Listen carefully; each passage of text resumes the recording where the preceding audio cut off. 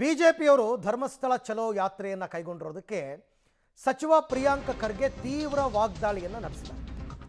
BJP Dharmasthala ಚಲೋಗೆ ಸಚಿವ ಪ್ರಿಯಾಂಕ್ ಖರ್ಗೆ ಕಿಡಿಕಾರಿದ್ದಾರೆ. Dharmasthala case RSS versus RSS ಅನ್ನೋ ಹಾಗಾಗಿದೆ.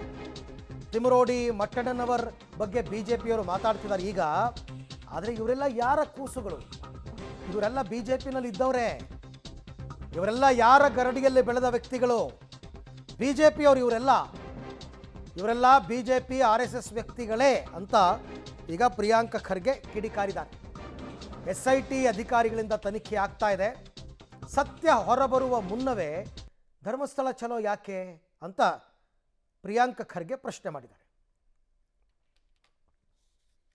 ನೋಡಿ, BJP ಅವರು ಅವರೇ ಇದೆ SIT ಆಗಬೇಕು, ಇವೆಲ್ಲ ತನಿಖೆ ಆಗಬೇಕು ಅಂತ ಭಾಳಷ್ಟು ಕಡೆ ಅವರು ಹಿಂದೆ ಹೇಳಿದರು. SIT ರಚನೆ ಆದಮೇಲೆ ಇವರು ಯಾವುದೇ ರೀತಿಯಾದಂಥ ಹೇಳಿಕೆಯನ್ನು ಕೊಟ್ಟಿರಲಿಲ್ಲ. ಈಗ ಇನ್ನು ತನಿಖೆ ನಡೀತಿರ್ಬೇಕಾದಾಗ ಇವರಿಗೆ ಏನೋ ಜ್ಞಾನೋದಯ ಆಗಿದೆಯೋ ಅಥವಾ ಬೇರೆ ಯಾವುದಾದ್ರೂ ರೀತಿ ಒತ್ತಡ ಹಾಕಿದಾರೋ ಯಾರು ಹಾಕಿದಾರೋ ಗೊತ್ತಿಲ್ಲ. ಈಗೆಲ್ಲರೂ ಹೊರಗೆ ಬಂದು ಮಾತಾಡ್ತಾ ಇದ್ದಾರೆ.